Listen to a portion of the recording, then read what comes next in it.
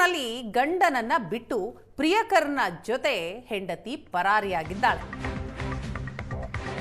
ಅದು ಕೂಡ ಕಸ ಎಸೆದು ಬರ್ತೀನಿ ಅಂತ ಹೇಳಿ ಮಹಿಳೆ ಎಸ್ಕೇಪ್ ಆಗಿದ್ದಾಳೆ.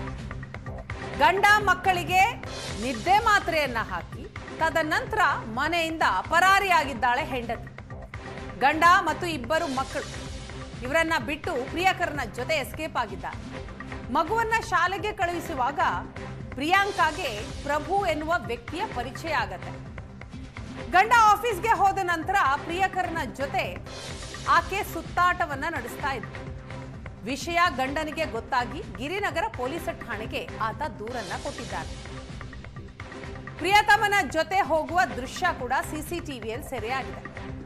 ನನಗೆ ನಂಬಿಕೆ ದ್ರೋಹ ಮಾಡಿ ಹೋಗಿದ್ದಾಳೆ ಅಂತ ಗಂಡ ಈಗ ಅಳಲನ್ನ ತೋಡ್ಕೊಳ್ತಾ ಇದ್ದಾನೆ. ದೃಶ್ಯದಲ್ಲಿ ನೋಡ್ತಾ ಇದ್ದೀವಿ, ರಾತ್ರಿಯ ಸಮಯ ಇದು. ಹೆಂಡತಿ ಯಾವ ರೀತಿ ಎಸ್ಕೇಪ್ ಆಗ್ತಾಳೆ ಅಂತ.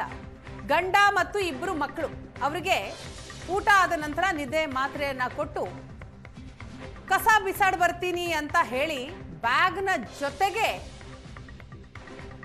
ಹೆಂಡತಿ ಎಸ್ಕೇಪ್ ಆಗಿದ್ದಾಳೆ.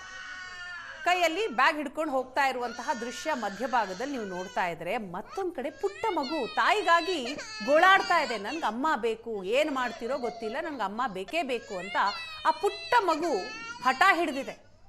ಇಷ್ಟಿಷ್ಟು ಪುಟ್ಟ ಮಕ್ಕಳನ್ನ ಬಿಟ್ಟು ಹೋಗೋದಕ್ಕಾದ್ರೂ ಆ ಹೆಂಗಸಿಗೆ ಹೇಗೆ ಮನಸ್ಸು ಬಂತೋ ಏನೋ. ಪ್ರಿಯಕರ ಪ್ರಭುವಿನ ಜೊತೆಗೆ ಈಗ ಆಕೆ ಎಸ್ಕೇಪ್ ಆಗಿದ್ದಾಳೆ. ಹೆಂಡತಿಯ ದ್ರೋಹಕ್ಕೆ ಗಂಡ ಕಣ್ಣೀರಿನಲ್ಲಿ ಕೈ ತೊಳಿತಾ ಇದ್ದ. ಹೊಸಕೆರೆ ಹಳ್ಳಿಯ ಬಳಿ ಮನೆ ಮಾಡಿದ ನಂತರ ಪತ್ನಿಗೆ ಅನೈತಿಕ ಸಂಬಂಧ. ಸಲೂನ್ ಶಾಪ್ನಲ್ಲಿ ಆತ ಕೆಲಸ ಮಾಡ್ತಾ ಇದ್ದ. ಯಾರು? ಪ್ರಭು. ಆತನ ಪರಿಚಯ ಆಗತ್ತೆ. ತದನಂತರ ಪ್ರೀತಿ ಪ್ರೇಮ ಸುತ್ತಾಟ ಅಂತ ಇರ್ತಾರೆ.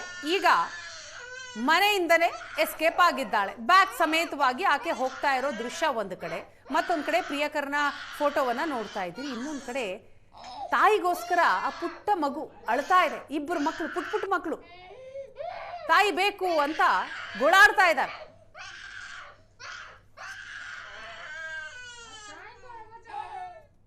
ಬೆಂಗಳೂರಿನಲ್ಲಿ ಗಂಡ ಮತ್ತು ಮಕ್ಕಳಿಗೆ ನಿದ್ದೆ ಮಾತ್ರೆ ಹಾಕಿ ಲವರ್ ಜೊತೆ ರಾತ್ರೋರಾತ್ರಿ ಹೆಂಡತಿ ಪರಾರಿಯಾಗಿರ್ತಕ್ಕಂಥ ಘಟನೆ ನಡೆದಿರ್ತಕ್ಕಂಥದ್ದು. ಈ ಬಗ್ಗೆ ಮಾತನಾಡೋದಕ್ಕೆ ಹೆಂಡತಿ ಕಳ್ಕೊಂಡಿರ್ತಕ್ಕಂಥ ಬಿಟ್ಟೋಗಿರ್ತಕ್ಕಂಥ ಗಂಡ ನಮ್ಮ ಜೊತೆ ಇದ್ದಾರೆ. ಅವರನ್ನೇ ಮಾತಾಡಿಸ್ತಾ ಹೋಗ್ತೀನಿ. ಸರ್ ಹೇಳಿ, ಹೇಗಾಯಿತು? ನಿಮ್ಮ ಹೆಂಡತಿ ಯಾಕೆ ಈ ರೀತಿ ಮಾಡಿದ್ದಾರೆ? ಸರ್, ನಮ್ಮ ಹೆಂಡತಿಗೆ ಇದಕ್ಕೂ ಮುಂಚೆ ಒಂದು ಅಕ್ರಮ ಸಂಬಂಧ ಇತ್ತು.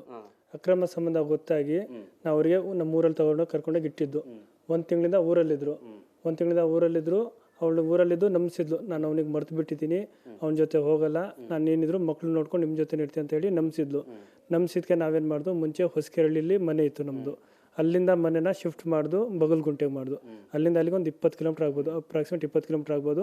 ಬಗಲ್ಗುಂಟೆಯಲ್ಲಿ ಏನಕ್ಕೆ ಮಾಡಿದ್ರೆ, ಅಲ್ಲಿ ನಮ್ಮ ಅಣ್ಣನೂ ಇದ್ದಾನೆ, ನಮ್ಮ ತಮ್ಮ ನಮ್ಮ ಅಕ್ಕ ಎಲ್ಲ ಇರ್ತಾರೆ, ಎಲ್ಲ ನೋಡ್ಕೊಂಡಿರ್ತಾರೆ. ಹುಡುಗ ಬರಲ್ಲ ಅನ್ನೋ ಧೈರ್ಯದ ಮೇಲೆ ಬಗಲ್ಗುಂಟೆ ಹೊಸ ಮನೆ ಮಾಡಿ ನಾವು ಭಾನುವಾರ ಕರ್ಕೊಂಡು ಬಂದೆ. ಭಾನುವಾರದಿಂದ ಒಂದು 4-5 ದಿನ ಇದ್ಲು. ಶನಿವಾರ ನೈಟು, 11ನೇ ತಾರೀಕು ಶನಿವಾರ ನೈಟು ಒಂದು 11:50 ಕಸ ಹಾಕಿ ಬರ್ತೀನಿ ಅಂತ ಹೇಳಿ ನಮಗೆ ನಿದ್ದೆ ಮಾತ್ರೆ ಆಗಿಬಿಟ್ಟು, ನನಗೆ ಮಕ್ಕಳಿಗೆಲ್ಲ ನಿದ್ದೆ ಮಾತ್ರೆ ಆಗಿಬಿಟ್ಟು ಹೋಗ್ಬಿಟ್ಟಿದ್ದಾಳೆ ಸರ್. ಇವರು ಹೇಗೆ, ಯಾವಾಗ ಪರಿಚಯ ಆಯಿತು? ಮದುವೆ ಯಾವಾಗ ಆಗಿದ್ದು ನಿಮಗೆ? ಸರ್, ನಮ್ಮದು ಮದುವೆ 2017ರಲ್ಲಿ ಆಯಿತು. ನಮಗೆ 3 ಜನ ಮಕ್ಕಳು. ಮುಂಚೆ ಚೆನ್ನಾಗಿದ್ದು, ನಮ್ಮದು ಮದುವೆಗೆ 9 ವರ್ಷ ಆಗಿದೆ. ನಾವು ಚೆನ್ನಾಗಿದ್ದು, ಜೀವನ ಚೆನ್ನಾಗಿತ್ತು. ಆಮೇಲೆ ನಮ್ಮ ಲಾಸ್ಟ್ ಮಗ ಹುಟ್ಟಿದ್ನಲ್ಲ 2023ರಲ್ಲಿ ನಾವು ಮನೆ ಚೇಂಜ್ ಮಾಡಿದ್ದು. ನಮ್ಮ ಮನೆಯಿಂದ ಡಿವೈಡ್ ಆಗಿ ನಾನು ಹೊಸಕೆರಳಿಗೆ ಬಂದಾಗ ನಾನು, ನಮ್ಮ ವೈಫು, 2 ಮಕ್ಕಳು, 4 ಜನ ಚಿಕ್ಕ ಮನೆ ಮಾಡ್ಕೊಂಡು ಚೆನ್ನಾಗಿದ್ದು. ಜೀವನಕ್ಕೇನು ತೊಂದರೆ ಇರಲಿಲ್ಲ. ಊಟ ತಿಂಡಿ ಬಟ್ಟೆಗೆ ಏನು ಚೆನ್ನಾಗಿಲ್ಲ. ಅವ್ನ ಲವರ್ ನಮ್ಮ ವೈಫ್ ಹೇಳ್ತಿರೋದು, ನಮ್ಮ ಮನೆ ಹತ್ರ ಒಂದು ಕಟಿಂಗ್ ಶಾಪ್ ಇದೆ. ಕಟಿಂಗ್ ಶಾಪ್ ಹತ್ರ ಮಕ್ಕಳಿಗೆ ಸ್ಕೂಲಿಗೆ ಬಿಡೋಕೆ ಹೋಗ್ಬೇಕಾದ್ರೆ ಅವ್ನ ಹಿಂದೆ ಬರೋನು, ಡೈಲಿ ಹಾಯ್ ಬಾಯ್ ಮಾಡೋನು. ಅವ್ನ ನಂಬರ್ ಕೊಟ್ಟ. ನಾನು ಅವಾಗ ಫೋನ್ ಮಾಡಿದೆ.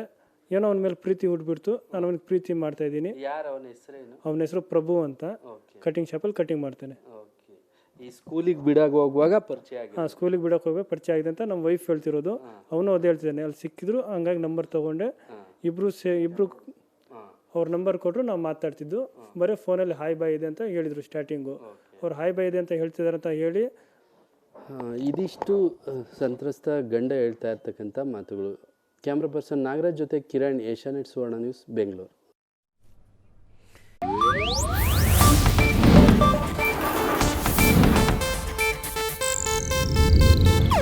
ಇದು ಏಷ್ಯಾನೆಟ್ ನ್ಯೂಸ್ ನೆಟ್ವರ್ಕ್ ಪ್ರಸ್ತುತಿ.